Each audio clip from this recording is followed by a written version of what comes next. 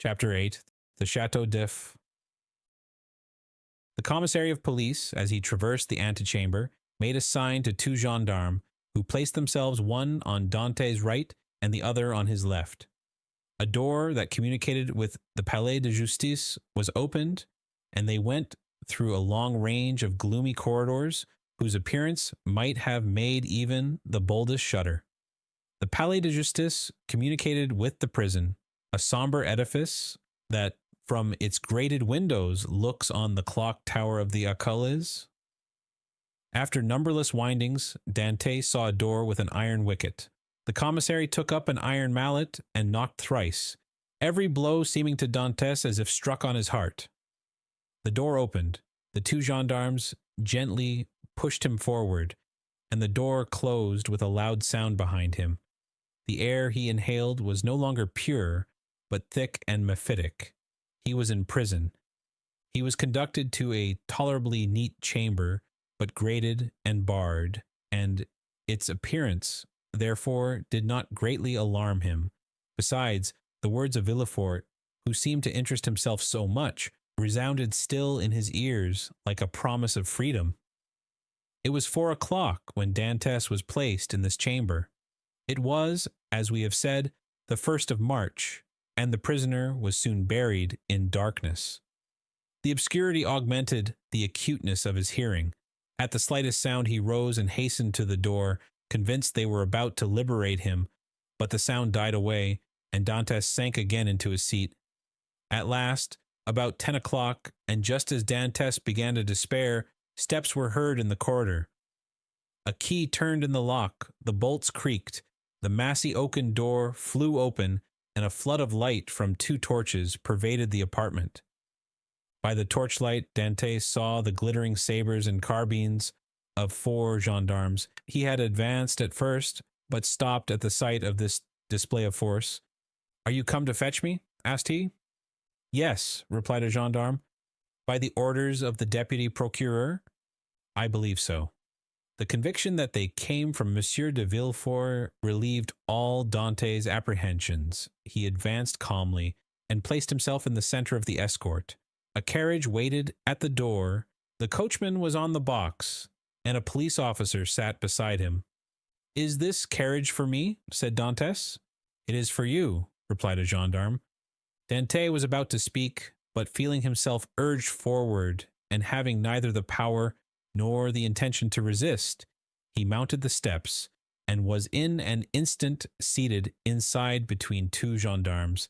The 2 others took their places opposite, and the carriage rolled heavily over the stones. The prisoner glanced at the windows. They were grated. He had changed his prison for another that was conveying him he knew not whither. Through the grating, however, Dante saw they were passing through the Rue Caisserie, and by the Rue Saint-Laurent, and the Rue Taramis, to the quay. Soon he saw the lights of La Consigne. The carriage stopped, the officer descended, approached the guardhouse. A dozen soldiers came out and formed themselves in order. Dantes saw the reflection of their muskets by the light of the lamps on the quay. "Can all this force be summoned on my account?" thought he. The officer opened the door, which was locked, and, without speaking a word, answered Dante's question, for he saw, between the ranks of the soldiers, a passage formed from the carriage to the port. The 2 gendarmes, who were opposite to him, descended first. Then he was ordered to alight, and the gendarmes on each side of him followed his example. They advanced towards a boat, which a custom-house officer held by a chain near the quay. The soldiers looked at Dantes with an air of stupid curiosity. In an instant he was placed in the stern sheets of the boat between the gendarmes, while the officer stationed himself at the bow. A shove sent the boat adrift, and 4 sturdy oarsmen impelled it rapidly towards the Pilon. At a shout from the boat, the chain that closes the mouth of the port was lowered, and in a second they were, as Dantes knew, in the Frioul and outside the inner harbor. The prisoner's first feeling was of joy at again breathing the pure air, for air is freedom, but he soon sighed, for he passed before La Réserve, where he had that morning been so happy, and now through the open windows came the laughter and revelry of a ball. Dantès folded his hands, raised his eyes to heaven, and prayed fervently. The boat continued her voyage. They had passed the Tête de Mort, were now off the Anse de Faro, and about to double the battery. This maneuver was incomprehensible to Dantès. "Whither are you taking me?" asked he. "You will soon know. But still, we are forbidden to give you any explanation." Dantès, trained in discipline, knew that nothing would be more absurd than to question subordinates, who were forbidden to reply, and so he remained silent. The most vague and wild thoughts passed through his mind. The boat they were in could not make a long voyage.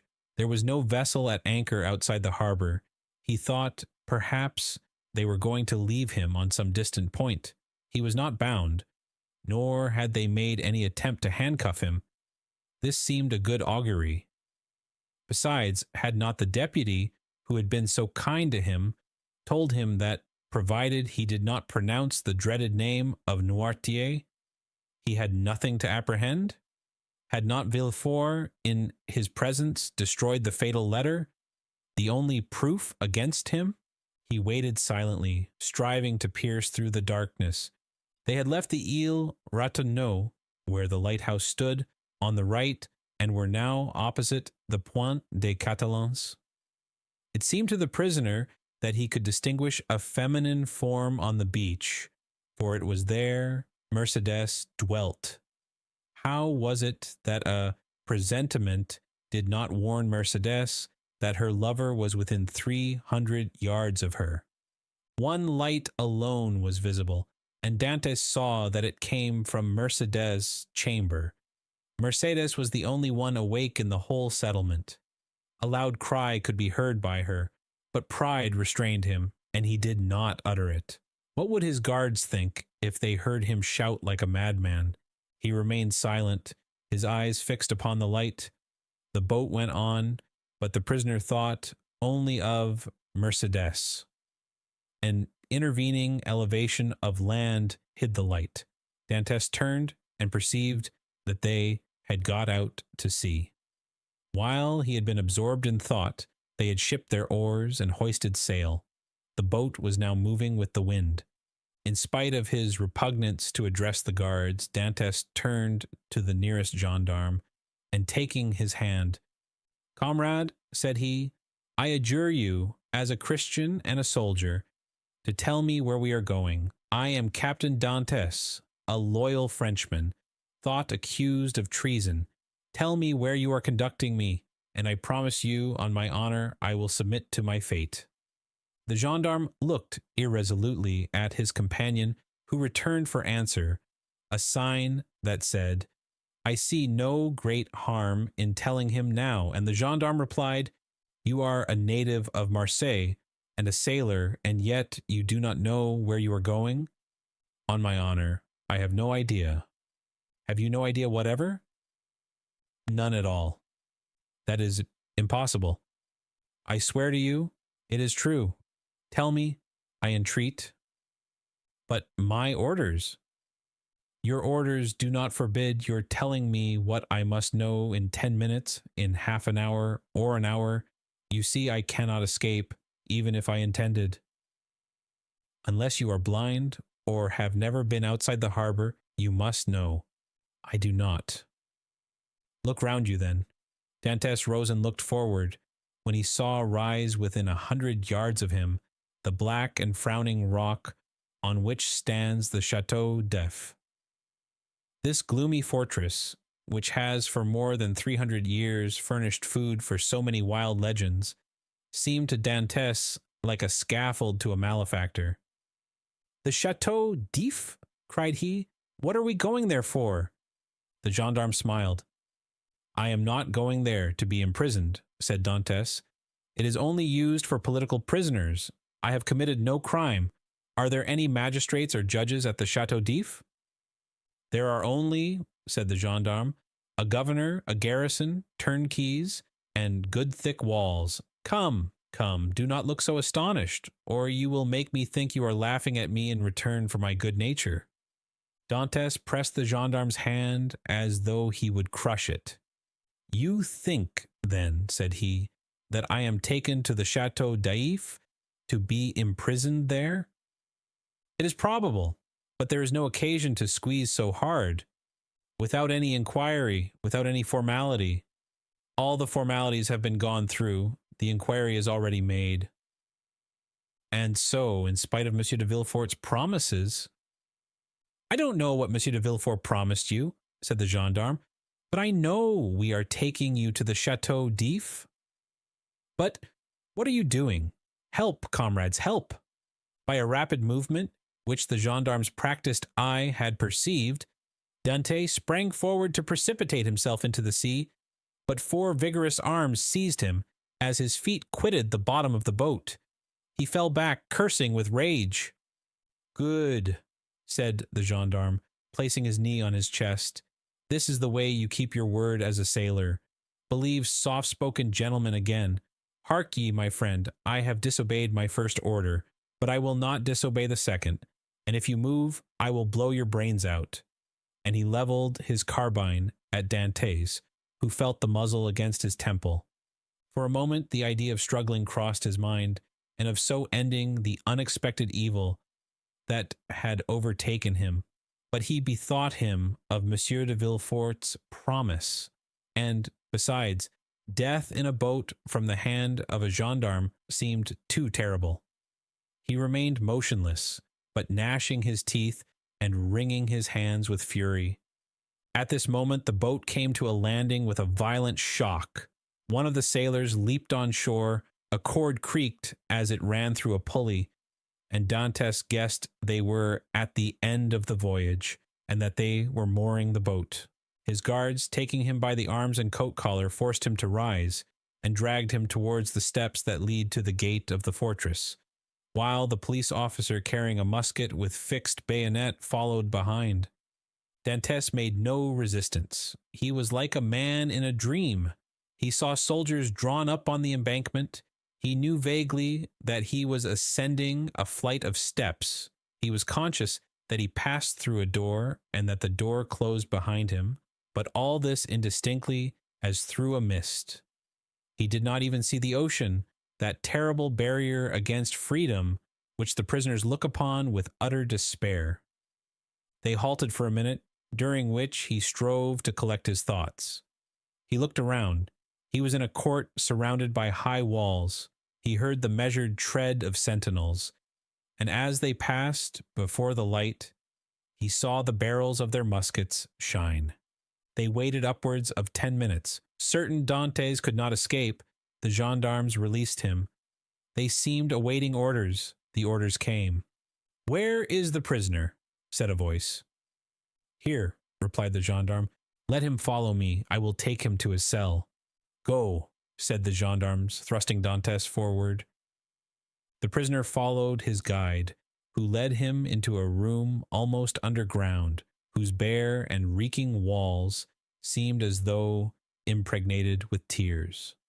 A lamp placed on a stool illumined the apartment faintly, and showed Dantes the features of his conductor, an under-jailer, ill-clothed, and of sullen appearance. "Here is your chamber for tonight," said he. "It is late, and the governor is asleep. Tomorrow, perhaps, he may change you.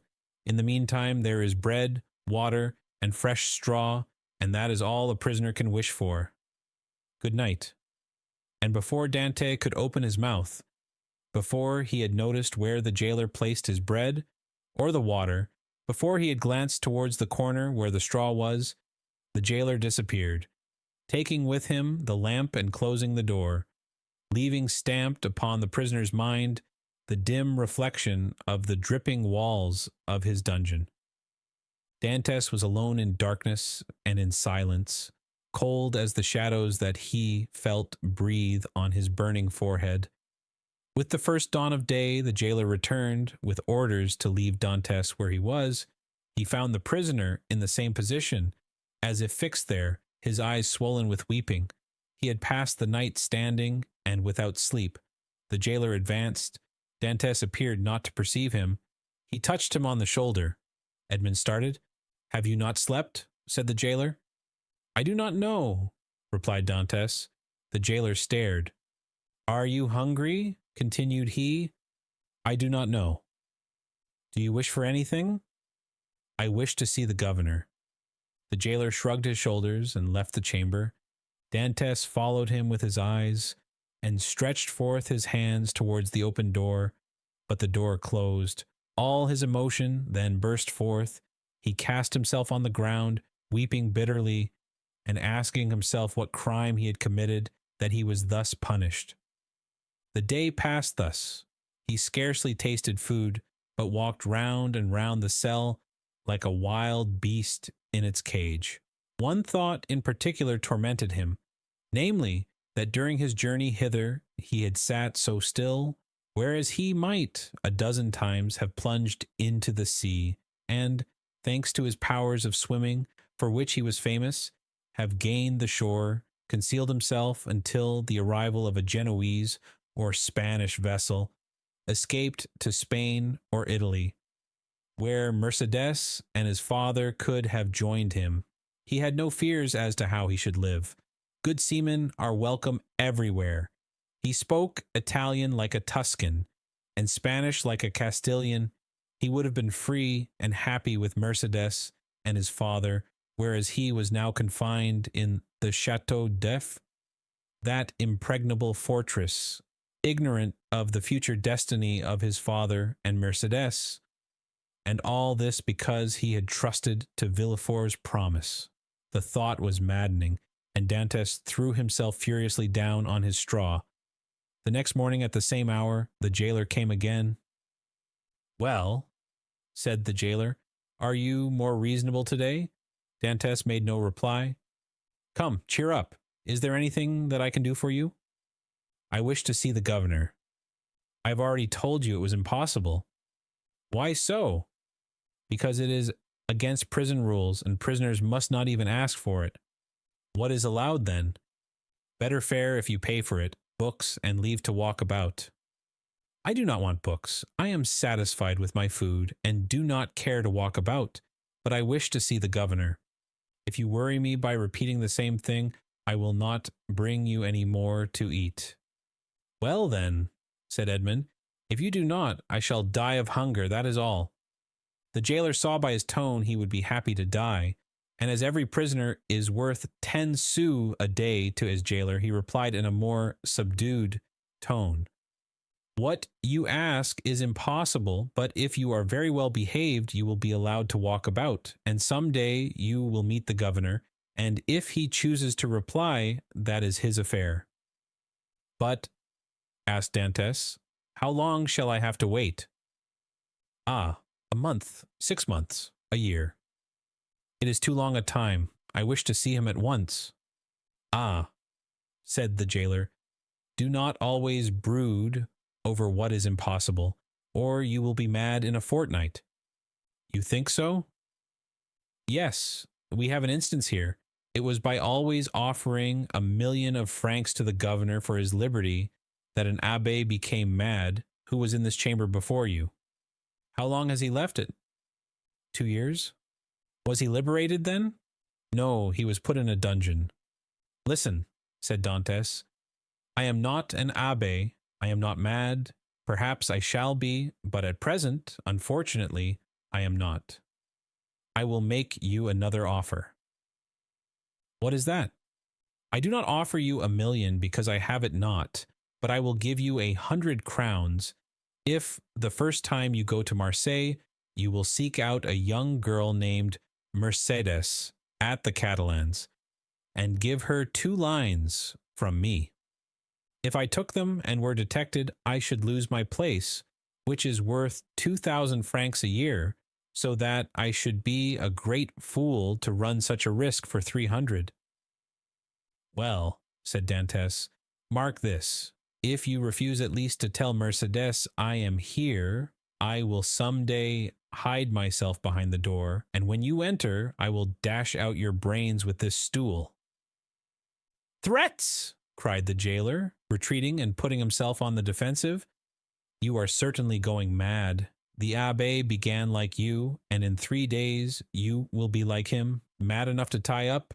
But fortunately, there are dungeons here. Dantes whirled the stool round his head. All right, said the jailer. All right, since you will have it so, I will send word to the governor. Very well, returned Dantes, dropping the stool and sitting on it as if he were in reality mad. The jailer went out and returned in an instant with a corporal and 4 soldiers. By the governor's orders, said he, conduct the prisoner to the tier beneath. To the dungeon, then, said the corporal. Yes, we must put the madman with the madmen. The soldiers seized Dantes, who followed passively. He descended 15 steps, and the door of a dungeon was opened, and he was thrust in. The door closed, and Dantes advanced with outstretched hands until he touched the wall. He then sat down in the corner until his eyes became accustomed to the darkness. The jailer was right. Dante wanted but little of being utterly mad. Chapter 9. The Evening of the Betrothal. Villefort had, as we have said, hastened back to Madame de Saint-Méran's in the Place du Grand Cour, and on entering the house found that the guests whom he had left at table were taking coffee in the salon. René was, with all the rest of the company, anxiously awaiting him, and his entrance was followed by a general exclamation. Well, decapitator, guardian of the state, royalist Brutus, what is the matter? Said one. Speak out. Are we threatened with a fresh reign of terror? Asked another. Has the Corsican ogre broken loose? Cried a third. Marquise, said Villefort, approaching his future mother-in-law, I request your pardon for thus leaving you. Will the Marquis honor me by a few moments' private conversation? Ah, it is really a serious matter, then? Asked the Marquis, remarking the cloud on Villefort's brow. So serious that I must take leave of you for a few days. So, added he, turning to René, judge for yourself if it be not important. You are going to leave us? Cried René, unable to hide her emotion at this unexpected announcement. Alas, returned Villefort, I must. Where then are you going? Asked the Marquise. That, madame, is an official secret, but if you have any commissions for Paris, a friend of mine is going there tonight, and will with pleasure undertake them. The guests looked at each other. You wish to speak to me alone? Said the Marquis. Yes, let us go to the library, please. The Marquis took his arm, and they left the salon. Well, asked he as soon as they were by themselves, tell me what it is. An affair of the greatest importance that demands my immediate presence in Paris. Now, excuse the indiscretion, Marquise, but have you any landed property? All my fortune is in the funds, 700,000 or 800,000 francs. Then sell out, Marquise, or you will lose it all. But how can I sell out here? You have a broker, have you not? Yes. Then give me a letter to him, and tell him to sell out without an instant's delay. Perhaps even now I shall arrive too late. The deuce, you say, replied the Marquis. Let us lose no time, then. And sitting down, he wrote a letter to his broker, ordering him to sell out at the market price. Now then, said Villefort, placing the letter in his pocket-book, I must have another. To whom? To the king? To the king? Yes. I dare not write to his majesty. I do not ask you to write to his majesty, but ask Monsieur de Salvieux to do so. I want a letter that will enable me to reach the king's presence without all the formalities of demanding an audience. That would occasion a loss of precious time. But address yourself to the keeper of the seals. He has the right of entry at the Tuileries and can procure you audience at any hour of the day or night. Doubtless. But there is no occasion to divide the honors of my discovery with him. The keeper would leave me in the background and take all the glory to himself.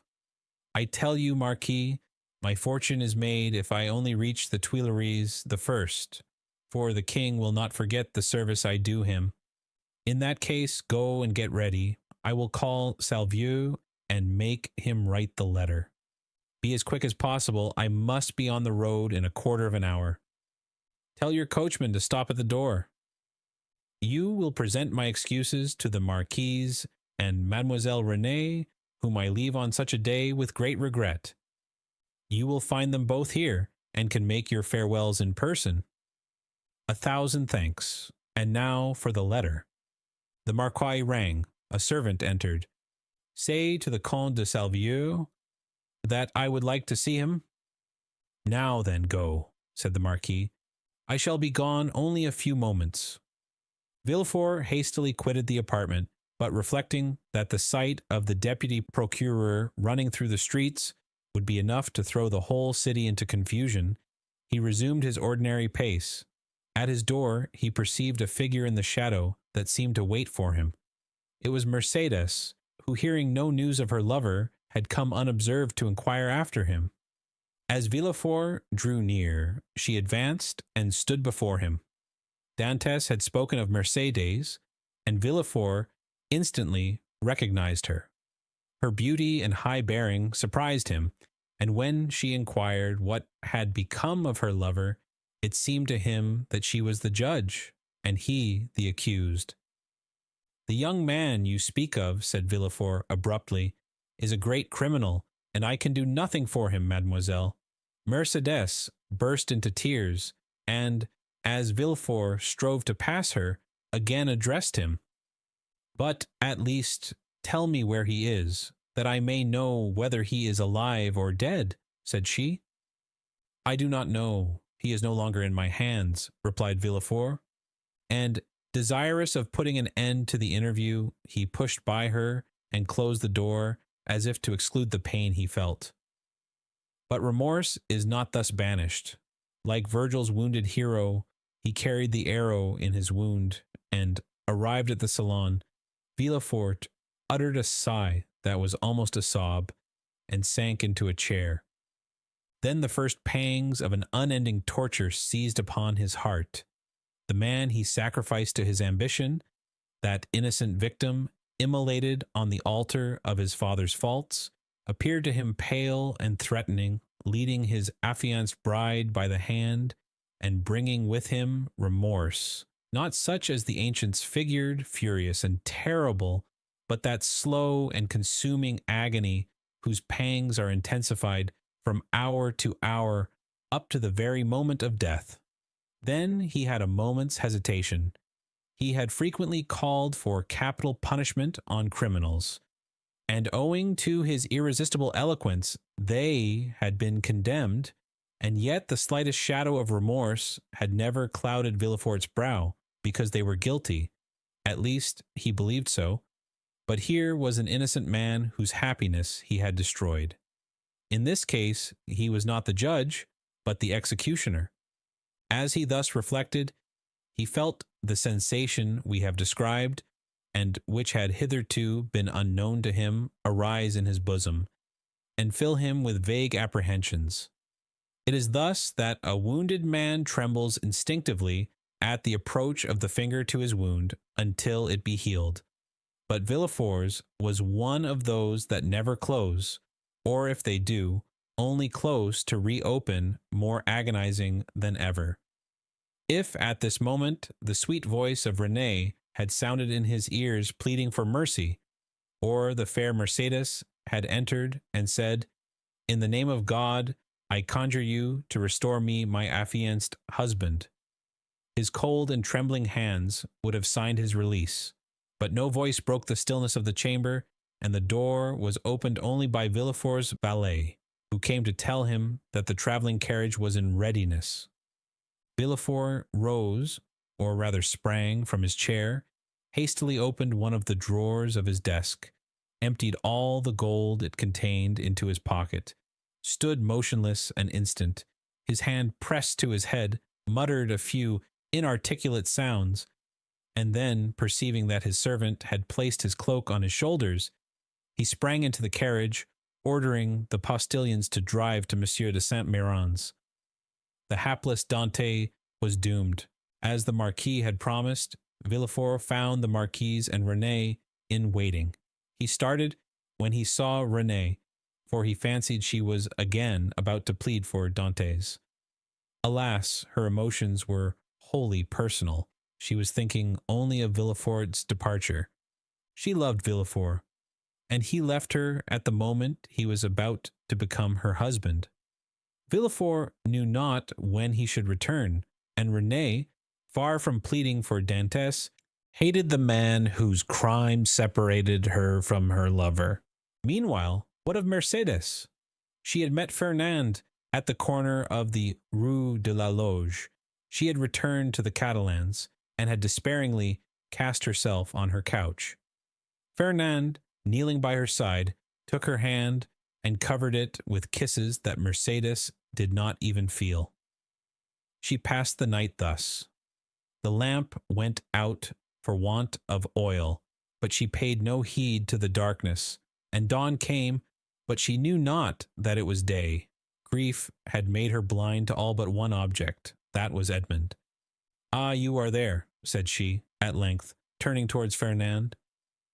"I have not quitted you since yesterday," returned Fernand sorrowfully. Monsieur Morel had not readily given up the fight. He had learned that Dantes had been taken to prison, and he had gone to all his friends and the influential persons of the city, but the report was already in circulation that Dantes was arrested as a Bonapartist agent, and as the most sanguine looked upon any attempt of Napoleon to remount the throne as impossible, he met with nothing but refusal, and had returned home in despair, declaring that the matter was serious and that nothing more could be done.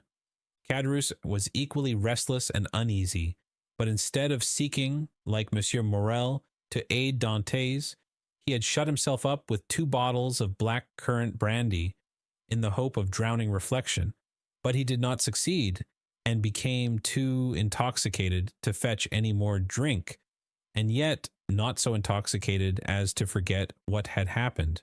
With his elbows on the table, he sat between the 2 empty bottles, while spectres danced in the light of the unsnuffed candle. Spectres such as Hoffman strews over his punch-drenched pages like black, fantastic dust. Danglars alone was content and joyous. He had got rid of an enemy and made his own situation on the Pharaon secure. Danglars was one of those men born with a pen behind the ear and an inkstand in place of a heart. Everything with him was multiplication or subtraction. The life of a man was to him of far less value than a numeral, especially when, by taking it away, he could increase the sum total of his own desires. He went to bed at his usual hour, and slept in peace. Villefort, after having received Monsieur de Salvieux's letter, embraced Renée, kissed the Marquise's hand, and shaken that of the Marquis, started for Paris along the Aix road. Old Dantes was dying with anxiety to know what had become of Edmond, but we know very well what had become of Edmond. Chapter 10. The King's Closet at the Tuileries.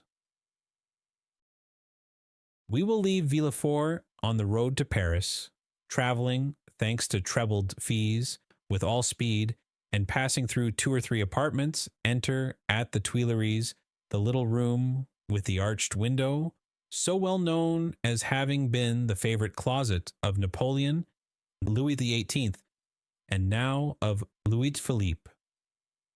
There, seated before a walnut table he had brought with him from Hartwell, and to which, from one of those fancies not uncommon to great people, he was particularly attached, the king, Louis XVIII, was carelessly listening to a man of 50 or 52 years of age, with gray hair, aristocratic bearing, and exceedingly gentlemanly attire, and meanwhile making a marginal note in a volume of Griffius's rather inaccurate, but much sought-after edition of Horace, a work which was much indebted to the sagacious observations of the philosophical monarch. "You say, sir," said the king, "that I am exceedingly disquieted, sire. Really, have you had a vision of the 7 fat kine and the 7 lean kine?" "No, sire, for that would only be token for us 7 years of plenty and 7 years of scarcity. And with a king as full of foresight as your majesty, scarcity is not a thing to be feared. Then of what other scourge are you afraid, my dear Blasas? Sire, I have every reason to believe that a storm is brewing in the south. Well, my dear Duke, replied Louis XVIII, I think you are wrongly informed, and know positively that, on the contrary, it is very fine weather in that direction. Man of ability as he was, Louis XVIII liked a pleasant jest. Sire, continued Monsieur de Blacas, if it only be to reassure a faithful servant, will your majesty send into Languedoc, Provence, and Dauphiné trusty men who will bring you back a faithful report as to the feeling in these 3 provinces? Canimus certus, replied the king, continuing the annotations in his Horace. Sire, replied the courtier, laughing, in order that he might seem to comprehend the quotation, your majesty may be perfectly right in relying on the good feeling of France, but I fear I am not altogether wrong in dreading some desperate attempt. By whom? By Bonaparte, or at least by his adherents. My dear Blacas, said the king, you with your alarms prevent me from working. And you, sire, prevent me from sleeping with your security. Wait, my dear sir, wait a moment, for I have such a delightful note on the pastor quum traheret. Wait, and I will listen to you afterwards.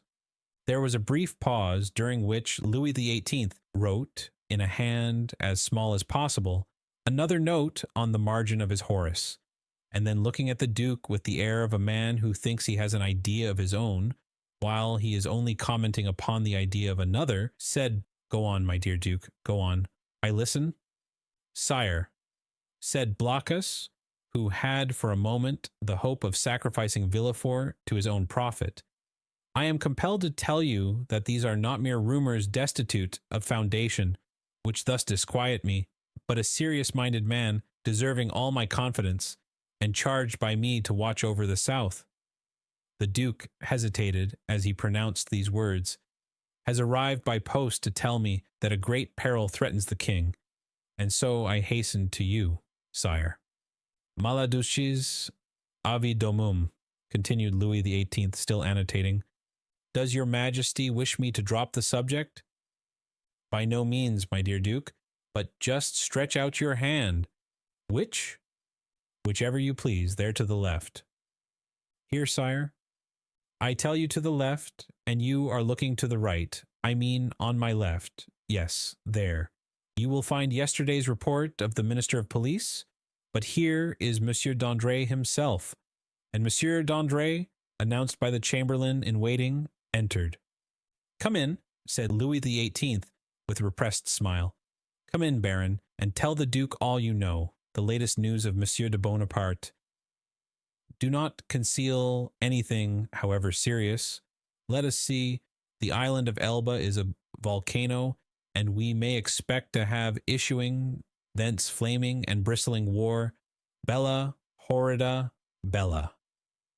Monsieur d'André leaned very respectfully on the back of a chair with his 2 hands and said, Has your majesty perused yesterday's report?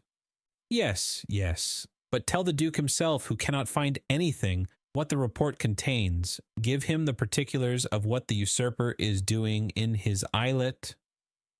Monsieur, said the Baron to the Duke, all the servants of his majesty must approve of the latest intelligence, which we have from the island of Elba.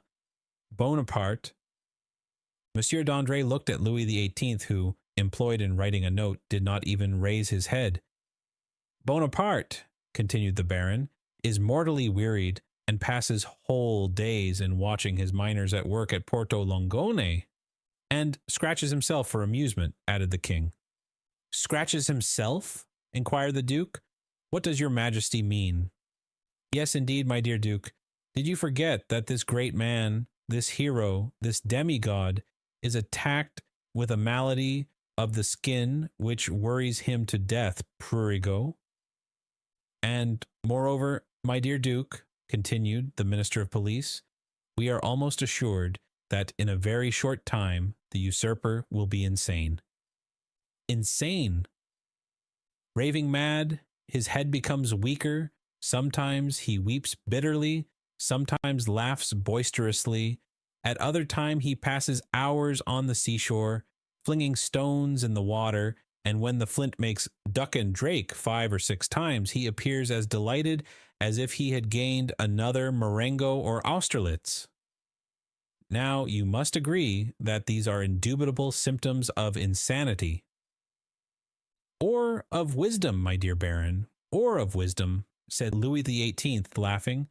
The greatest captains of antiquity amuse themselves by casting pebbles into the ocean. See Plutarch's life of Scipio Africanus.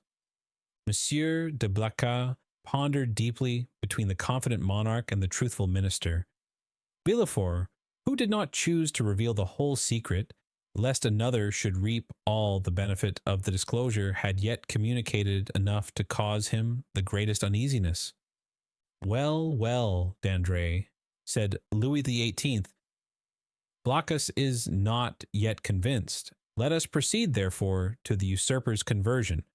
The minister of police bowed.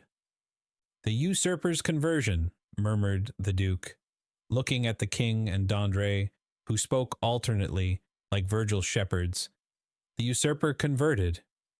Decidedly, my dear duke. In what way converted?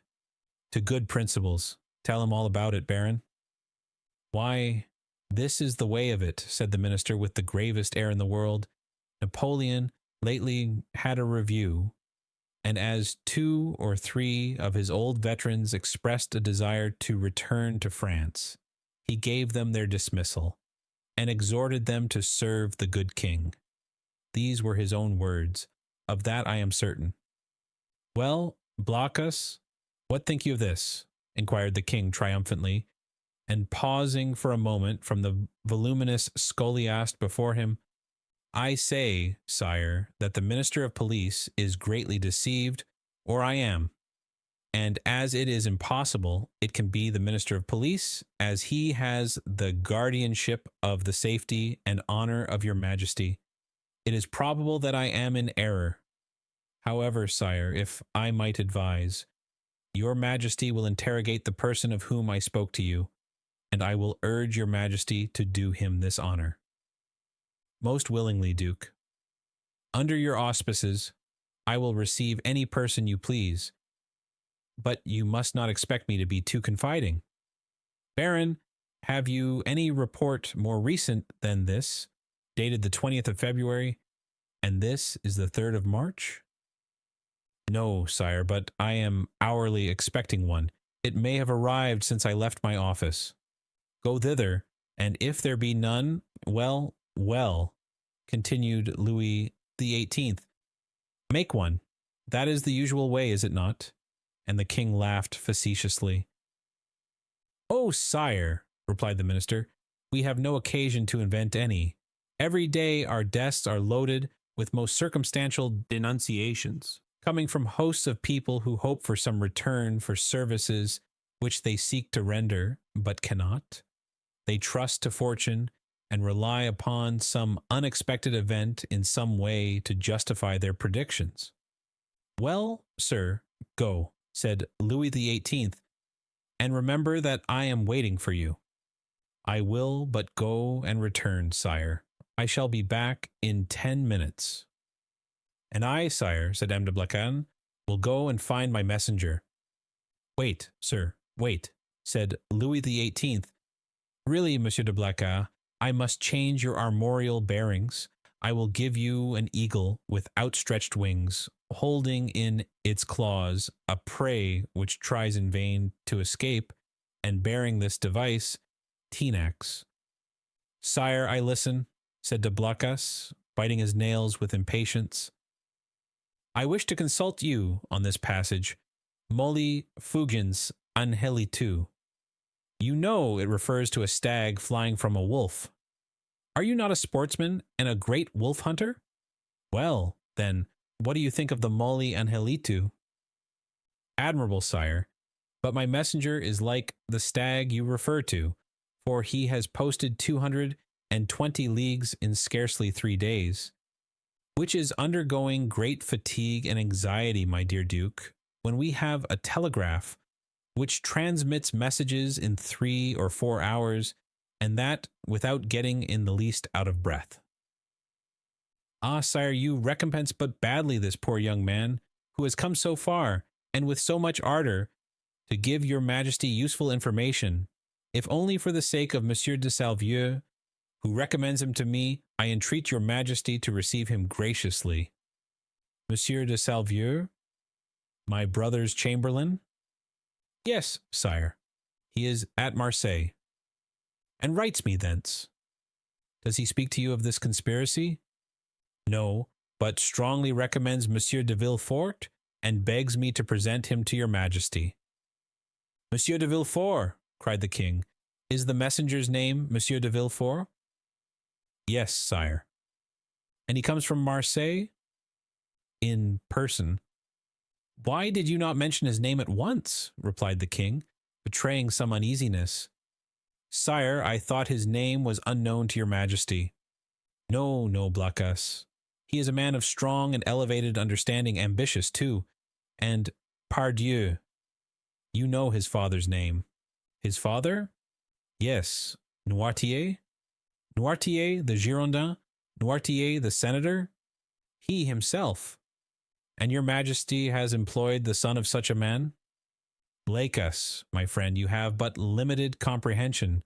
I told you Villefort was ambitious, and to attain this ambition, Villefort would sacrifice everything, even his father. Then, sire, may I present him? This instant, Duke. Where is he? Waiting below in my carriage? Seek him at once. I hasten to do so. The Duke left the royal presence with the speed of a young man. His really sincere royalism made him youthful again.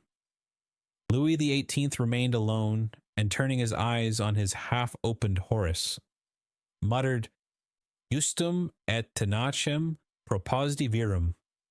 Monsieur de Blacas returned as speedily as he had departed, but in the antechamber he was forced to appeal to the king's authority.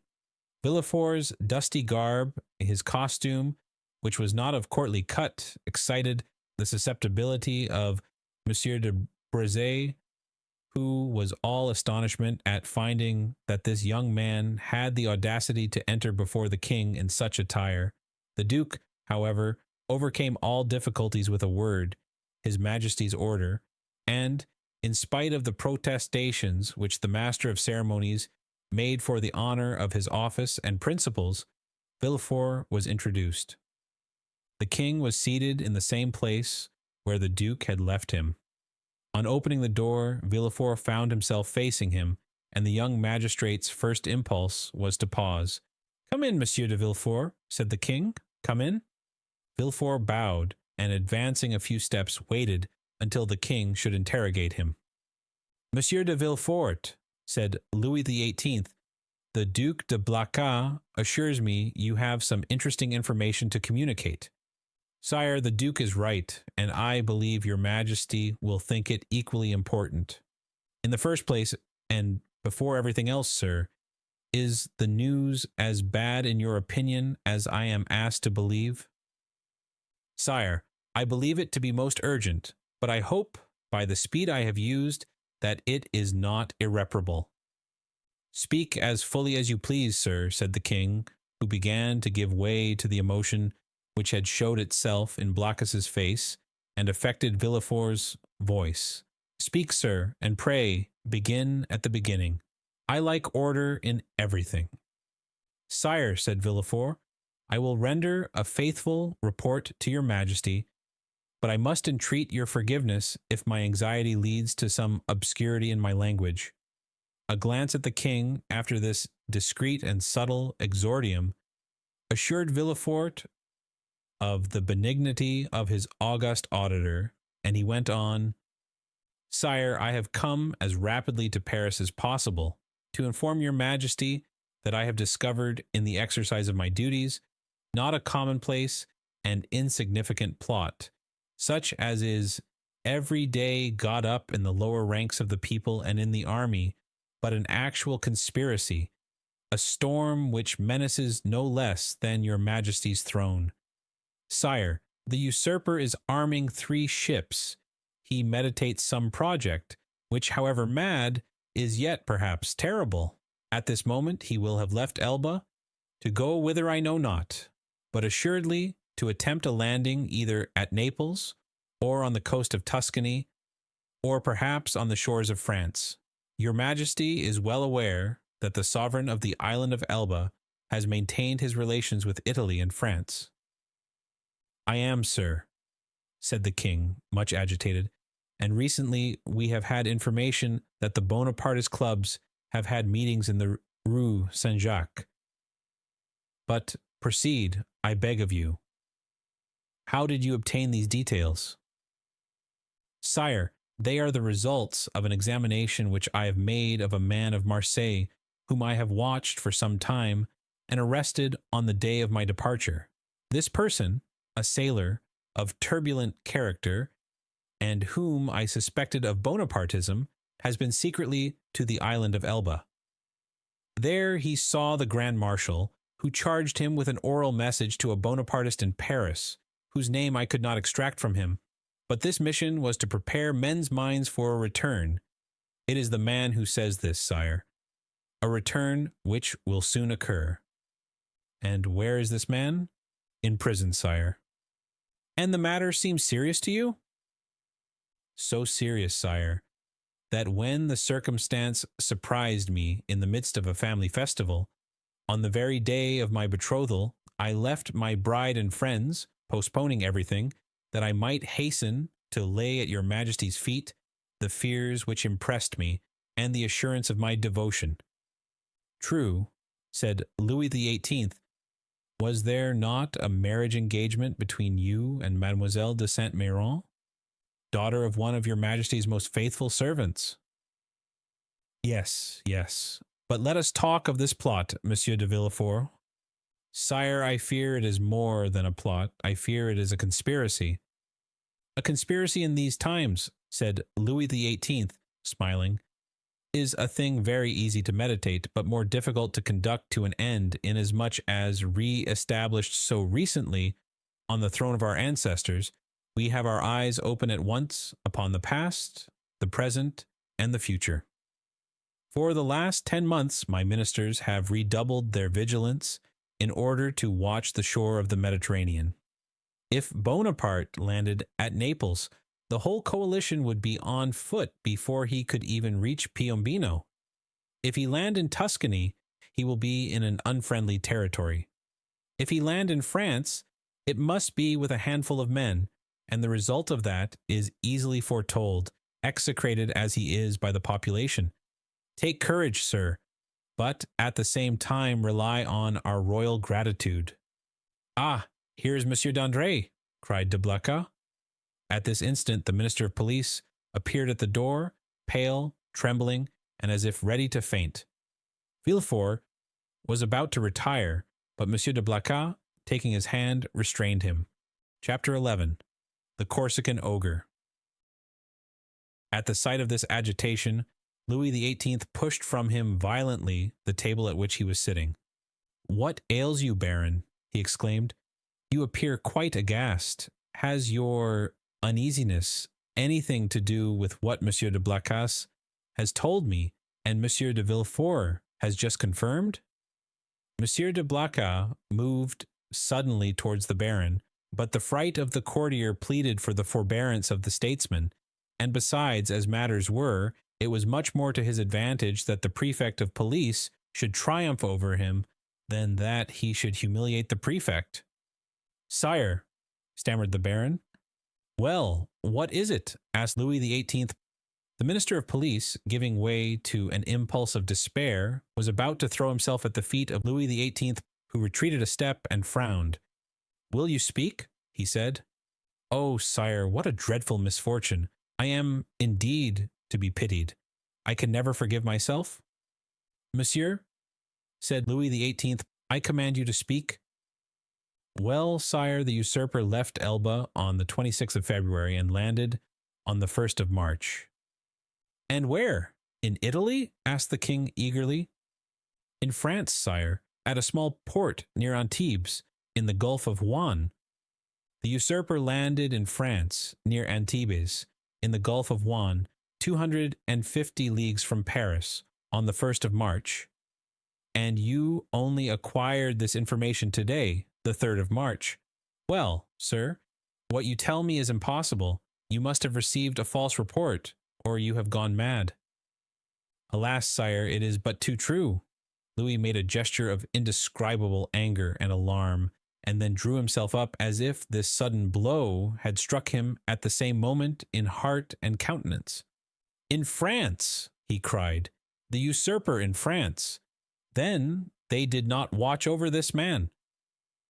Who knows, they were perhaps in league with him. Oh, sire, exclaimed the Duc de Blacquez, Monsieur d'André is not a man to be accused of treason. Sire, we have all been blind, and the Minister of Police has shared the general blindness, that is all. But, said Villefort, and then suddenly checking himself, he was silent. Then he continued, Your pardon, sire, he said, bowing. My zeal carried me away. Will your majesty deign to excuse me? Speak, sir, speak boldly, replied Louis. You alone forewarned us of the evil. Now try and aid us with the remedy. Sire, said Villefort, the usurper is detested in the south, and it seems to me that if he ventured into the south, it would be easy to raise Languedoc and Provence against him. Yes, assuredly, replied the minister, but he is advancing by Gap and Sisteron. Advancing, he is advancing, said Louis XVIII. Is he then advancing on Paris? The Minister of Police maintained a silence which was equivalent to a complete avowal. And Dauphiné, sir, inquired the king of Villefort, do you think it possible to rouse that as well as Provence? Sire, I am sorry to tell your majesty a cruel fact, but the feeling in Dauphiné is quite the reverse of that in Provence or Languedoc. The mountaineers are Bonapartists, sire. Then, murmured Louis, he was well informed, and how many men had he with him? I do not know, sire, answered the Minister of Police. What, you do not know? Have you neglected to obtain information on that point? Of course it is of no consequence, he added, with a withering smile. Sire, it was impossible to learn. The dispatch simply stated the fact of the landing and the route taken by the usurper. And how did this dispatch reach you? Inquired the king. The minister bowed his head, and while a deep color overspread his cheeks, he stammered out, By the telegraph, sire. Louis XVIII advanced a step and folded his arms over his chest as Napoleon would have done. So then, he exclaimed, turning pale with anger, 7 conjoined and allied armies overthrew that man. A miracle of heaven replaced me on the throne of my fathers after 25 years of exile. I have, during those 25 years, spared no pains to understand the people of France and the interests which were confided to me. And now, when I see the fruition of my wishes almost within reach, the power I hold in my hands bursts and shatters me to atoms. Sire, it is fatality, murmured the minister, feeling that the pressure of circumstances, however light a thing to destiny, was too much for any human strength to endure. What our enemies say of us is then true. We have learnt nothing, forgotten nothing. If I were betrayed as he was, I would console myself. But to be in the midst of persons elevated by myself to places of honor, who ought to watch over me more carefully than over themselves, for my fortune is theirs. Before me they were nothing. After me they will be nothing and perish miserably from incapacity, ineptitude. Oh yes, sir, you are right. It is fatality. The minister quailed before this outburst of sarcasm. Monsieur de Blacas wiped the moisture from his brow. Villefort smiled within himself, for he felt his increased importance. To fall, continued King Louis, who at the first glance had sounded the abyss on which the monarchy hung suspended, to fall and learn of that fall by telegraph. Oh, I would rather mount the scaffold of my brother, Louis XVI, than thus descend the staircase at the Tuileries, driven away by ridicule. Ridicule, sir? Why, you know not its power in France, and yet you ought to know it. Sire, sire, murmured the minister, for pity's— Approach, Monsieur de Villefort, resumed the king, addressing the young man, who, motionless and breathless, was listening to a conversation on which depended the destiny of a kingdom. Approach, and tell monsieur that it is possible to know beforehand all that he has not known. Sire, it was really impossible to learn secrets which that man concealed from all the world. Really impossible? Yes, that is a great word, sir. Unfortunately, there are great words, as there are great men. I have measured them. Really impossible for a minister who has an office, agents, spies, and 1,500,000 francs for Secret Service money to know what is going on at 60 leagues from the coast of France. Well, then, see, here's a gentleman who had none of these resources at his disposal. A gentleman, only a simple magistrate, who learned more than you with all your police, and who would have saved my crown if, like you, he had the power of directing a telegraph. The look of the minister of police was turned with concentrated spite on Villefort, who bent his head in modest triumph.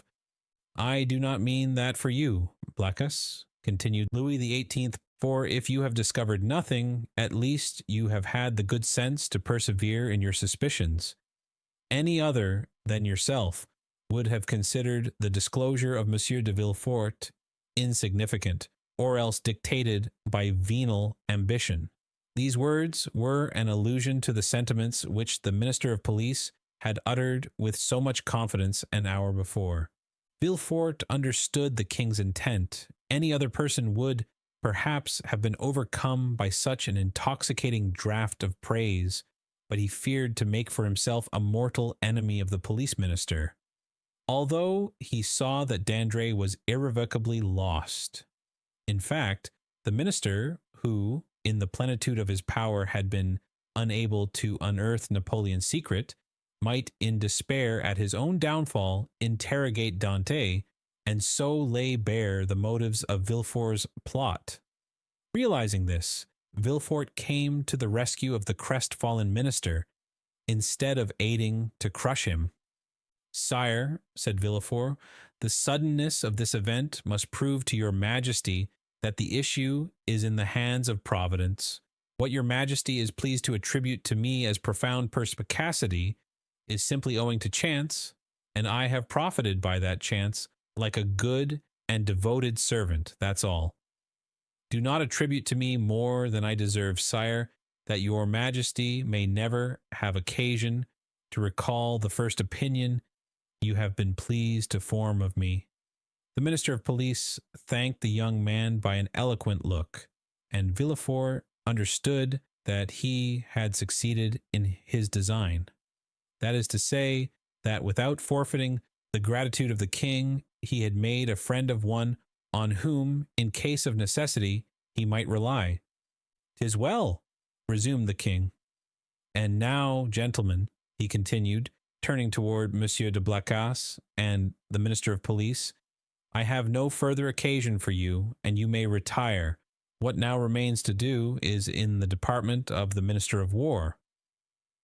"Fortunately, sire," said Monsieur de Blacas, "we can rely on the army. Your majesty knows how every report confirms their loyalty and attachment." "Do not mention reports, Duke, to me, for I know now what confidence to place in them. Yet, speaking of reports, Baron, what have you learned with regard to the affair in the Rue Saint-Jacques?" "The affair in the Rue Saint-Jacques!" exclaimed Villefort, unable to repress an exclamation. Then, suddenly pausing, he added, "Your pardon, sire, but my devotion to your majesty has made me forget, not the respect I have, for that is too deeply engraved in my heart, but the rules of etiquette." Go on, sir, replied the king. You have today earned the right to make inquiries here. Sire, interposed the minister of police, I came a moment ago to give your majesty fresh information which I had obtained on this head, when your majesty's attention was attracted by the terrible event that has occurred in the Gulf, and now these facts will cease to interest your majesty. On the contrary, sir, on the contrary, said Louis XVIII, this affair seems to me to have a decided connection with that which occupies our attention, and the death of General Quesnel will, perhaps, put us on the direct track of a great internal conspiracy. At the name of General Quesnel, Villefort trembled. Everything points to the conclusion, sire, said the minister of police, that death was not the result of suicide, as we first believed, but of assassination. General Quesnel, it appears, had just left a Bonapartist club when he disappeared. An unknown person had been with him that morning and made an appointment with him in the Rue Saint-Jacques. Unfortunately, the general's valet, who was dressing his hair at the moment when the stranger entered, heard the street mentioned, but did not catch the number. As the police minister related this to the king, Villefort, who looked as if his very life hung on the speaker's lips, turned alternately red and pale. The king looked towards him. Do you not think with me, Monsieur de Villefort, that General Quesnel, whom they believed attached to the usurper, but who was really entirely devoted to me, has perished the victim of a Bonapartist ambush? It is probable, sire, replied Villefort. But is this all that is known? They are on the track of the man who appointed the meeting with him. On his track, said Villefort. Yes, the servant has given his description. He is a man of from 50 to 52 years of age, dark, with black eyes, covered with shaggy eyebrows, and a thick mustache. He was dressed in a blue frock coat, buttoned up to the chin, and wore at his buttonhole the rosette of an officer of the Legion of Honor. Yesterday, a person exactly corresponding with this description was followed, but he was lost sight of at the corner of the Rue de la Jussienne and the Rue Coq Héron. Villefort leaned on the back of an armchair, for as the minister of police went on speaking, he felt his legs bend under him, but when he learned that the unknown had escaped the vigilance of the agent who followed him, he breathed again. Continue to seek for this man, sir, said the king to the minister of police. For if, as I am all but convinced, General Quesnel, who would have been so useful to us at this moment, has been murdered, his assassins, Bonapartists or not, shall be cruelly punished. It required all Villefort's coolness not to betray the terror with which this declaration of the king inspired him. How strange, continued the king, with some asperity, the police think that they have disposed of the whole matter when they say a murder has been committed, and especially so when they can add, and we are on the track of the guilty persons. Sire, your majesty will, I trust, be amply satisfied on this point at least? We shall see. I will no longer detain you, Monsieur de Villefort, for you must be fatigued after so long a journey. Go and rest. Of course, you stopped at your father's. A feeling of faintness came over Villefort. No, sire, he replied. I alighted at the Hotel de Madrid in the Rue de Tournon. But you have seen him? Sire, I went straight to the Duc de Blacas. But you will see him then? I think not, sire. Ah, I forgot, said Louis, smiling in a manner which proved that all these questions were not made without a motive. I forgot you and Monsieur Noirtier are not on the best terms possible, and that is another sacrifice made to the royal cause, and for which you should be recompensed. Sire, the kindness your majesty deigns to evince towards me is a recompense which so far surpasses my utmost ambition that I have nothing more to ask for. Never mind, sir. We will not forget you. Make your mind easy. In the meanwhile, the king here detached the cross of the Legion of Honor, which he usually wore over his blue coat, near the cross of Saint Louis, above the order of Notre Dame du Mont Carmel and Saint Lazare, and gave it to Villefort. In the meanwhile, take this cross. Sire, said Villefort, your majesty mistakes. This is an officer's cross. Ma foi, said Louis XVIII, take it, such as it is, for I have not the time to procure you another. Blacas, let it be your care to see that the brevet is made out and sent to Monsieur de Villefort. Villefort's eyes were filled with tears of joy and pride. He took the cross and kissed it. And now, he said, may I inquire what are the orders with which your majesty deigns to honor me? Take what rest you require, and remember that if you are not able to serve me here in Paris, you may be of the greatest service to me at Marseille. Sire, replied Villefort, bowing, in an hour I shall have quitted Paris. Go, sir, said the king, and should I forget you, kings' memories are short, do not be afraid to bring yourself to my recollection. Baron, send for the Minister of War, Blacas, remain. Ah, sir, said the Minister of Police to Villefort as they left the Tuileries, you entered by luck's door. Your fortune is made. Will it be long first? Muttered Villefort, saluting the minister whose career was ended and looking about him for a hackney coach. One passed at the moment which he hailed. He gave his address to the driver and, springing in, threw himself on the seat and gave loose to dreams of ambition. 10 minutes afterwards, Villefort reached his hotel, ordered horses to be ready in 2 hours, and asked to have his breakfast brought to him. He was about to begin his repast when the sound of the bell rang sharp and loud. The valet opened the door, and Villefort heard someone speak his name. "Who could know that I was here already?" said the young man. The valet entered. "Well," said Villefort, "what is it? Who rang? Who asked for me?" "A stranger who will not send in his name." "A stranger who will not send in his name. What can he want with me?" "He wishes to speak to you." "To me?" "Yes." "Did he mention my name?" "Yes." "What sort of person is he?" "Why, sir, a man of about 50. "Short or tall?" "About your own height, sir." "Dark or fair?" "Dark, very dark, with black eyes, black hair, black eyebrows." "And how dressed?" asked Villefort quickly. "In a blue frock coat, buttoned up close, decorated with the Legion of Honor." "It is he," said Villefort, turning pale. "Eh, pardieu," said the individual, whose description we have twice given, entering the door. "What a great deal of ceremony! Is it the custom in Marseille for sons to keep their fathers waiting in their anterooms?" "Father!" cried Villefort. "Then I was not deceived. I felt sure it must be you." "Well, then, if you felt so sure," replied the newcomer, putting his cane in a corner and his hat on a chair, "allow me to say, my dear Gerard, that it was not very filial of you to keep me waiting at the door." "Leave us, Germain," said Villefort.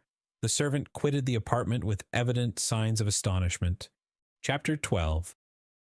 Father and Son. Monsieur Noirtier, for it was indeed he who entered, looked after the servant until the door was closed, and then, fearing no doubt that he might be overheard in the antechamber, he opened the door again. Nor was the precaution useless, as appeared from the rapid retreat of Germain, who proved that he was not exempt from the sin which ruined our first parents. Monsieur Noirtier then took the trouble to close and bolt the antechamber door, then that of the bedchamber, and then extended his hand to Villefort, who had followed all his motions with surprise which he could not conceal. "Well, now, my dear Gérard," said he to the young man, with a very significant look, "do you know, you seem as if you were not very glad to see me?" "My dear father," said Villefort, "I am, on the contrary, delighted. but I so little expected your visit that it has somewhat overcome me. But, my dear fellow, replied Monsieur Noirtier, seating himself, I might say the same thing to you when you announced to me your wedding for the 28th of February, and on the 3rd of March you turn up here in Paris. And if I have come, my dear father, said Gerard, drawing closer to Monsieur Noirtier, do not complain, for it is for you that I came, and my journey will be your salvation. Ah, indeed, said Monsieur Noirtier, stretching himself out at his ease in the chair. Really, pray tell me all about it, for it must be interesting. Father, you have heard speak of a certain Bonapartist club in the Rue Saint-Jacques? Number 53, yes, I am vice president. Father, your coolness makes me shudder. Why, my dear boy, when a man has been proscribed by the mountaineers, has escaped from Paris in a hay cart, been hunted over the plains of Bordeaux by Robespierre's bloodhounds, he becomes accustomed to most things. But go on. What about the club in the Rue Saint-Jacques? Why, they induced General Quesnel to go there, and General Quesnel, who quitted his own house at 9 o'clock in the evening, was found the next day in the Seine. And who told you this fine story? The king himself? Well then, in return for your story, continued Noirtier, I will tell you another. My dear father, I think I already know what you are about to tell me. Ah, you have heard of the landing of the emperor? Not so loud, father, I entreat of you, for your own sake as well as mine. Yes, I heard this news, and knew it even before you could, for 3 days ago I posted from Marseille to Paris, with all possible speed, half desperate at the enforced delay. 3 days ago? You are crazy. Why, 3 days ago, the emperor had not landed. No matter, I was aware of his intention. How did you know about it? By a letter addressed to you from the island of Elba. To me? To you, and which I discovered in the pocketbook of the messenger. Had that letter fallen into the hands of another, you, my dear father, would probably ere this have been shot. Villefort's father laughed. Come, come, said he, will the Restoration adopt imperial methods so promptly? Shot, my dear boy? What an idea!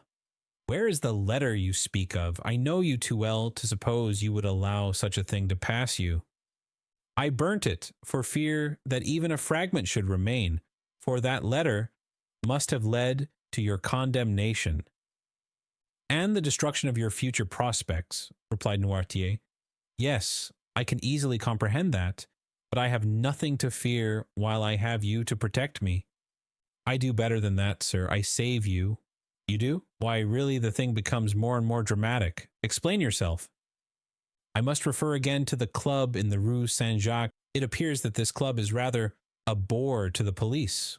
Why didn't they search more vigilantly? They would have found.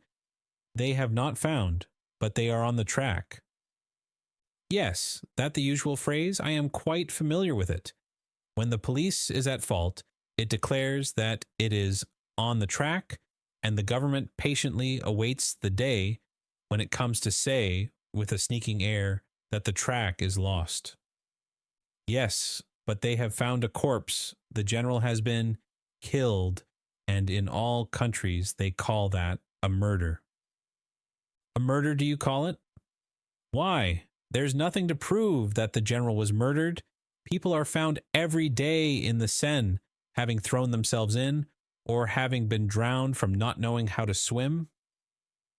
Father, you know very well that the general was not a man to drown himself in despair, and people do not bathe in the Seine in the month of January. No, no, do not be deceived. This was murder in every sense of the word. And who thus designated it? The king himself? The king. I thought he was philosopher enough to allow that there was no murder in politics. In politics, my dear fellow, you know as well as I do, there are no men, but ideas, no feelings, but interests. In politics, we do not kill a man. We only remove an obstacle, that is all. Would you like to know how matters have progressed? Well, I will tell you. It was thought reliance might be placed in General Quesnel. He was recommended to us from the island of Elba. One of us went to him and invited him to the Rue Saint-Jacques, where he would find some friends. He came there, and the plan was unfolded to him for leaving Elba, the projected landing, etc.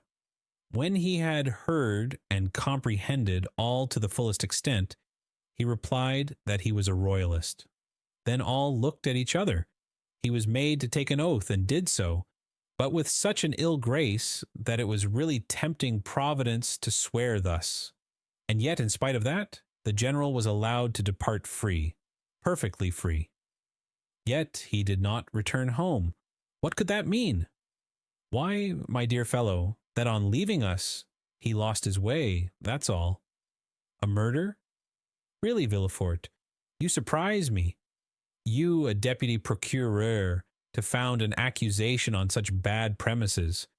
Did I ever say to you, when you were fulfilling your character as a royalist, and cut off the head of one of my party, "My son, you have committed a murder"? No, I said. Very well, sir, you have gained the victory. Tomorrow, perchance, it will be our turn. But, father, take care. When our turn comes, our revenge will be sweeping. I do not understand you. You rely on the usurper's return? We do. You are mistaken. He will not advance 2 leagues into the interior of France without being followed, tracked, and caught like a wild beast. My dear fellow, the emperor is at this moment on the way to Grenoble. On the 10th or 12th he will be at Lyons, and on the 20th or 25th at Paris. The people will rise. Yes, to go and meet him. He has but a handful of men with him, and armies will be dispatched against him. Yes, to escort him into the capital. Really, my dear Gerard, you are but a child. You think yourself well informed because the telegraph has told you, 3 days after the landing, the usurper has landed at Cannes with several men. He is pursued. But where is he? What is he doing? You do not know at all, and in this way they will chase him to Paris without drawing a trigger. Grenoble and Lyons are faithful cities, and will oppose to him an impassable barrier.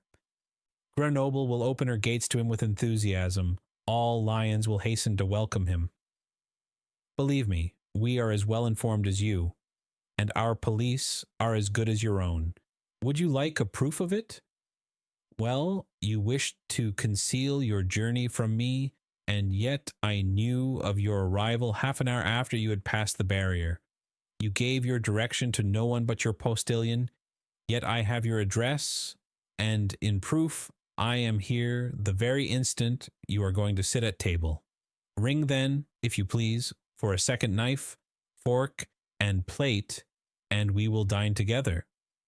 Indeed, replied Villefort, looking at his father with astonishment, you really do seem very well informed.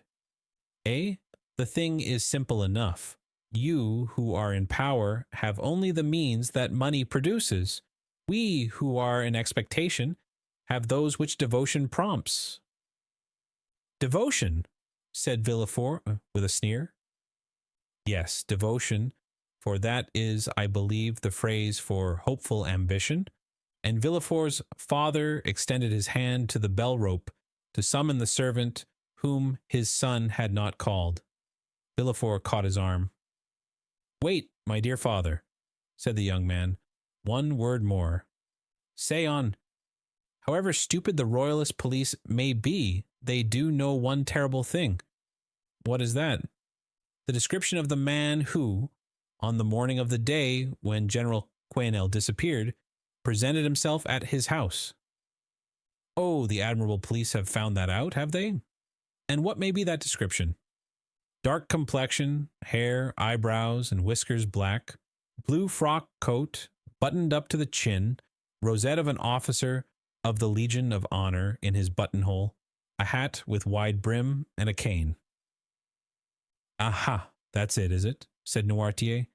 And why, then, have they not laid hands on him?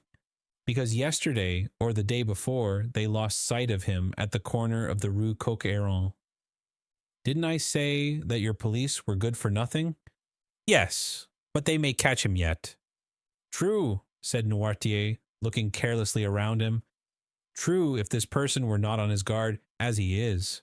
And he added with a smile, he will consequently make a few changes in his personal appearance. At these words he rose, and put off his frock coat and cravat, went towards a table on which lay his son's toilet articles, lathered his face, took a razor, and, with a firm hand, cut off the compromising whiskers. Villefort watched him with alarm not devoid of admiration. His whiskers cut off, Noirtier gave another turn to his hair, took instead of his black cravat a colored neckerchief, which lay at the top of an open portmanteau, put on, in lieu of his blue and high-buttoned frock coat, a coat of Villefort's of dark brown, and cut away in front, tried on before the glass a narrow-brimmed hat of his son's, which appeared to fit him perfectly, and, leaving his cane in the corner where he had deposited it, he took up a small bamboo switch, cut the air with it once or twice, and walked about with that easy swagger which was one of his principal characteristics. Well, he said, turning towards his wondering son when this disguise was completed.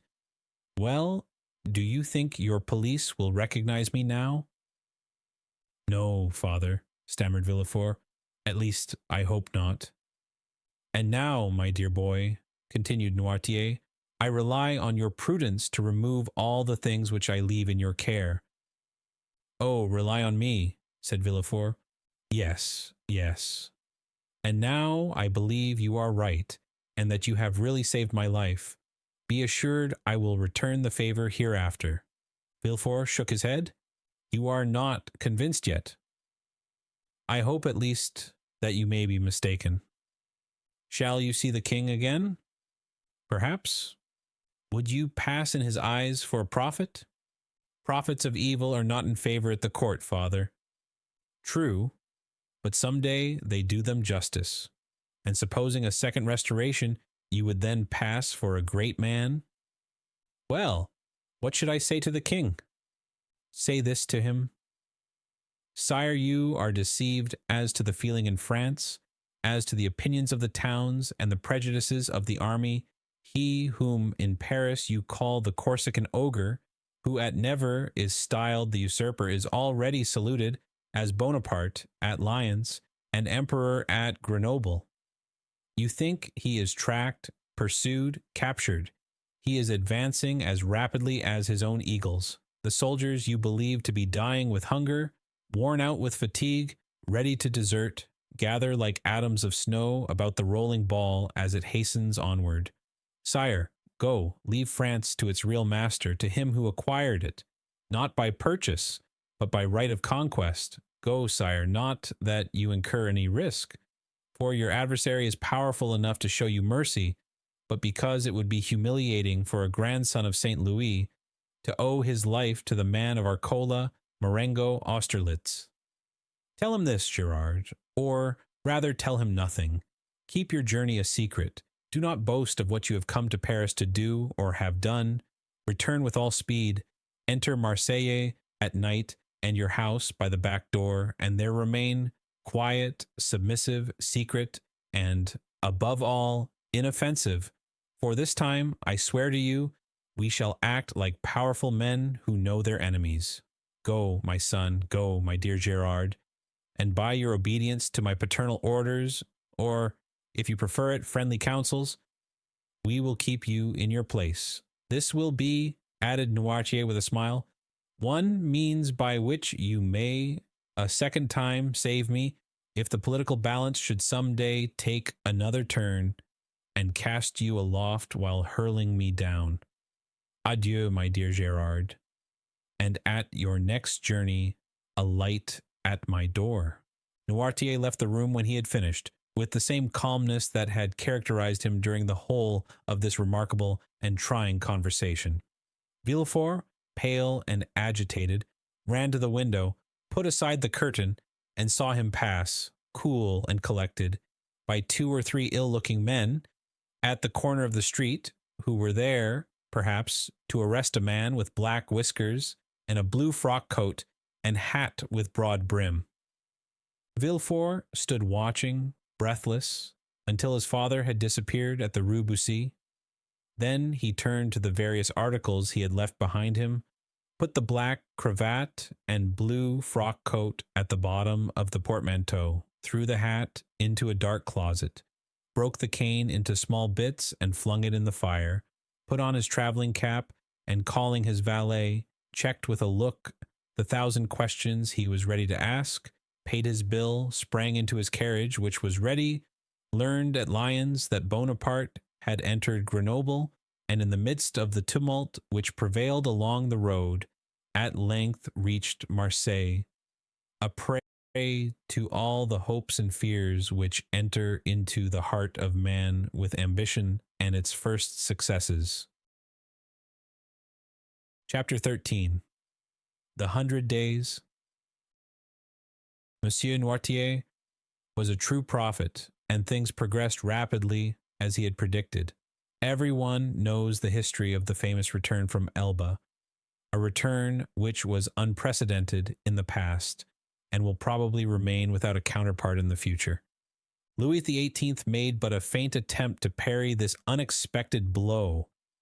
The monarchy he had scarcely reconstructed tottered on its precarious foundation, and at a sign from the emperor, the incongruous structure of ancient prejudices and new ideas fell to the ground. Villefort, therefore, gained nothing save the king's gratitude, which was rather likely to injure him at the present time, and the cross of the Legion of Honor, which he had the prudence not to wear, although Monsieur de Blacas had duly forwarded the brevet. Napoleon would, doubtless, have deprived Villefort of his office had it not been for Noirtier, who was all-powerful at court, and thus the Girondin of '93 and the Senator of 1806 protected him who so lately had been his protector. All Villefort's influence barely enabled him to stifle the secret Dantes had so nearly divulged. The king's procureur alone was deprived of his office, being suspected of royalism. However, scarcely was the imperial power established, that is, scarcely had the emperor re-entered the Tuileries and begun to issue orders from the closet into which we have introduced our readers, he found on the table there Louis XVIII's half-filled snuff-box. Scarcely had this occurred when Marseilles began, in spite of the authorities, to rekindle the flames of civil war, always smoldering in the south, and it required but little to excite the populace to acts of far greater violence than the shouts and insults with which they assailed the royalists whenever they ventured abroad. Owing to this change, the worthy shipowner became at that moment, we will not say all-powerful, because Morel was a prudent and rather a timid man, so much so that many of the most zealous partisans of Bonaparte accused him of moderation, but sufficiently influential to make a demand in favor of Dantes. Villefort retained his place, but his marriage was put off until a more favorable opportunity. If the emperor remained on the throne, Gerard required a different alliance to aid his career. If Louis XVIII returned, the influence of Monsieur de Saint-Méran, like his own, could be vastly increased, and the marriage be still more suitable. The deputy procureur was, therefore, the first magistrate of Marseille, when one morning his door opened, and Monsieur Morel was announced. Anyone else would have hastened to receive him, but Villefort was a man of ability, and he knew this would be a sign of weakness. He made Morel wait in the antechamber, although he had no one with him, for the simple reason that the king's procureur always makes everyone wait. And after passing a quarter of an hour in reading the papers, he ordered Monsieur Morel to be admitted. Morel expected Villefort would be dejected. He found him as he had found him 6 weeks before, calm, firm, and full of that glacial politeness, that most insurmountable barrier which separates the well-bred from the vulgar man. He had entered Villefort's office expecting that the magistrate would tremble at the sight of him. On the contrary, he felt a cold shudder all over him when he saw Villefort sitting there with his elbow on his desk and his head leaning on his hand. He stopped at the door. Villefort gazed at him as if he had some difficulty in recognizing him. Then, after a brief interval, during which the honest shipowner turned his hat in his hands. "Monsieur Morel, I believe?" said Villefort. "Yes, sir." "Come nearer," said the magistrate with a patronizing wave of the hand, "and tell me to what circumstance I owe the honor of this visit." "Do you not guess, monsieur?" asked Morel. "Not in the least. But if I can serve you in any way, I shall be delighted." "Everything depends on you. Explain yourself, pray." "Monsieur," said Morel, recovering his assurance as he proceeded, "do you recollect that a few days before the landing of His Majesty the Emperor, I came to intercede for a young man, the mate of my ship, who was accused of being concerned in correspondence with the island of Elba? What was the other day a crime is today a title to favor. You then served Louis XVIII, and you did not show any favor. It was your duty. Today you serve Napoleon, and you ought to protect him. It is equally your duty. I come, therefore, to ask what has become of him." Villefort, by a strong effort, sought to control himself. "What is his name?" said he. "Tell me his name." "Edmond Dantes."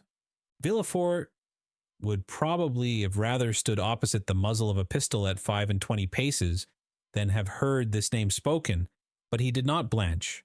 "Dantes," repeated he. "Edmond Dantes?" "Yes, monsieur."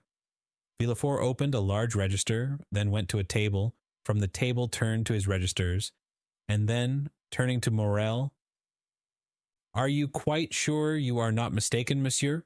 said he, in the most natural tone in the world.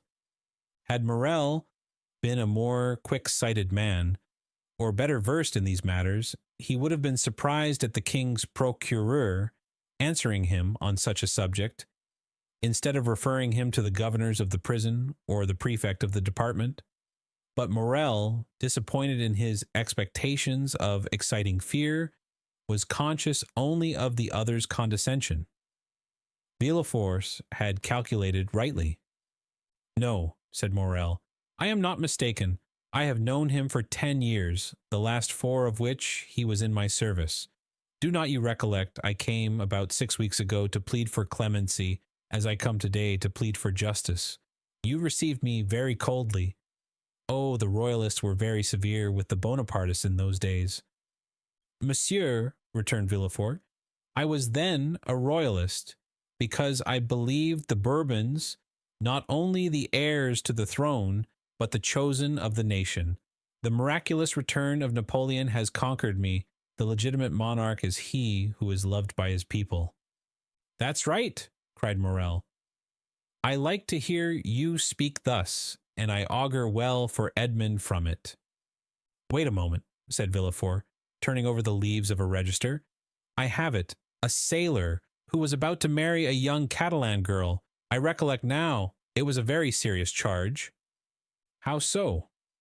"You know that when he left here, he was taken to the Palais de Justice." "Well?"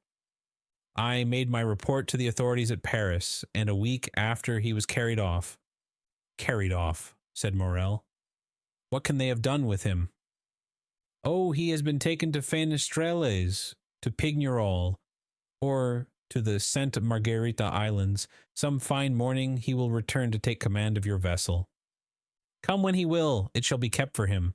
But how is it he is not already returned?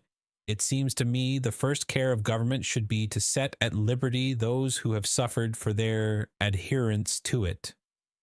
"Do not be too hasty, Monsieur Morel," replied Villefort. "The order of imprisonment came from high authority, and the order for his liberation must proceed from the same source.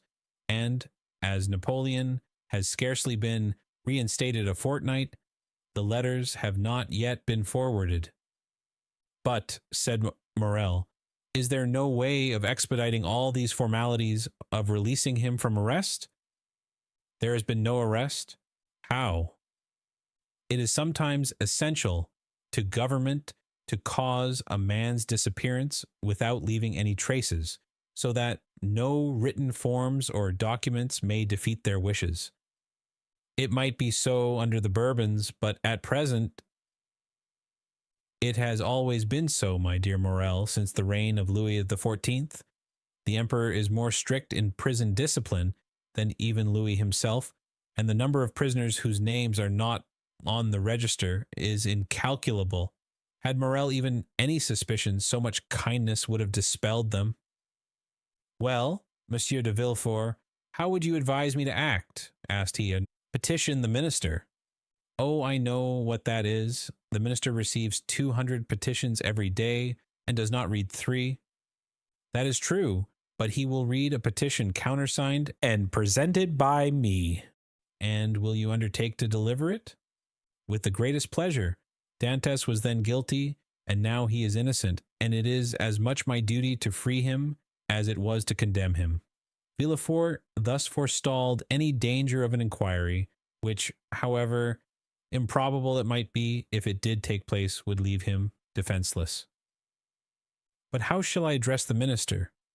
Sit down there, said Villefort, giving up his place to Morel, and write what I dictate. Will you be so good? Certainly, but lose no time. We have lost too much already. That is true. Only think what the poor fellow may even now be suffering. Villefort shuddered at the suggestion, but he had gone too far to draw back. Dantès must be crushed to gratify Villefort's ambition. Villefort dictated a petition in which, from an excellent intention, no doubt, Dantès' patriotic services were exaggerated, and he was made out one of the most active agents of Napoleon's return. It was evident that at the sight of this document, the minister would instantly release him. The petition finished, Villefort read it aloud. That will do, said he. Leave the rest to me. Will the petition go soon? Today? Countersigned by you? The best thing I can do will be to certify the truth of the contents of your petition. And, sitting down, Villefort wrote the certificate at the bottom. What more is to be done? I will do whatever is necessary. This assurance delighted Morel, who took leave of Villefort and hastened to announce to old Dantès that he would soon see his son. As for Villefort, instead of sending to Paris, he carefully preserved the petition that so fearfully compromised Dantès, in the hopes of an event that seemed not unlikely, that is, a second restoration. Dantès remained a prisoner, and heard not the noise of the fall of Louis XVIII's throne, or the still more tragic destruction of the empire. Twice during the 100 days had Morel renewed his demand, and twice had Villefort soothed him with promises. At last there was Waterloo, and Morel came no more. He had done all that was in his power, and any fresh attempt would only compromise himself uselessly. Louis XVIII remounted the throne. Villefort, to whom Marseille had become filled with remorseful memories, sought and obtained the situation of king's procureur at Toulouse, and a fortnight afterwards he married Mademoiselle de Saint-Méran, whose father now stood higher at court than ever. And so Dantès, after the 100 days and after Waterloo, remained in his dungeon, forgotten of earth and heaven. Danglars comprehended the full extent of the wretched fate that overwhelmed Dantès, and when Napoleon returned to France, he, after the manner of mediocre minds, termed the coincidence a decree of Providence. But when Napoleon returned to Paris, Danglars' heart failed him, and he lived in constant fear of Dantès' return on a mission of vengeance. He therefore informed M. Morel of his wish to quit the sea, and obtained a recommendation from him to a Spanish merchant, into whose service he entered at the end of March, that is, 10 or 12 days after Napoleon's return. He then left for Madrid and was no more heard of. Ferdinand understood nothing except that Dantes was absent. What had become of him he cared not to inquire. Only during the respite the absence of his rival afforded him, he reflected partly on the means of deceiving Mercédès as to the cause of his absence, partly on plans of emigration and abduction, as from time to time he sat sad and motionless on the summit of Cape Pharaoh, at the spot from whence Marseille and the Catalans are visible, watching for the apparition of a young and handsome man who was for him also the messenger of vengeance. Ferdinand's mind was made up. He would shoot Dantes and then kill himself. But Ferdinand was mistaken. A man of his disposition never kills himself, for he constantly hopes. During this time the empire made its last conscription, and every man in France capable of bearing arms rushed to obey the summons of the emperor. Ferdinand departed with the rest, bearing with him the terrible thought that while he was away, his rival would perhaps return and marry Mercédès. Had Ferdinand really meant to kill himself, he would have done so when he parted from Mercédès. His devotion and the compassion he showed for her misfortunes produced the effect they always produce on noble minds. Mercédès had always had a sincere regard for Ferdinand, and this was now strengthened by gratitude. "My brother," said she, as she placed his knapsack on his shoulders, "be careful of yourself, for if you are killed, I shall be alone in the world." These words carried a ray of hope into Ferdinand's heart. Should Dantes not return, Mercédès might one day be his. Mercédès was left alone face to face with the vast plain that had never seemed so barren, and the sea that had never seemed so vast. Bathed in tears, she wandered about the Catalan village. Sometimes she stood mute and motionless as a statue, looking towards Marseille. At other times, gazing on the sea and debating as to whether it were not better to cast herself into the abyss of the ocean, and thus end her woes. It was not want of courage that prevented her putting this resolution into execution, but her religious feelings came to her aid and saved her. Caderousse was like Ferdinand, enrolled in the army, but being married and 8 years older, he was merely sent to the frontier. Old Dantes, who was only sustained by hope, lost all hope at Napoleon's downfall. 5 months after he had been separated from his son, and almost at the hour of his arrest, he breathed his last in Mercédès' arms. Monsieur Morel paid the expenses of his funeral, and a few small debts the poor old man had contracted. There was more than benevolence in this action. There was courage. The South was aflame, and to assist, even on his deathbed, the father of so dangerous a Bonapartist as Dantes was stigmatized as a crime. All right, everybody. Thank you so much for stopping by and listening to the Count of Monte Cristo today. I hope to catch you again next Friday for the next 5 chapters. And if you catch me throughout the week, always love to hear from you. Have a good rest of your night, everybody. Ciao.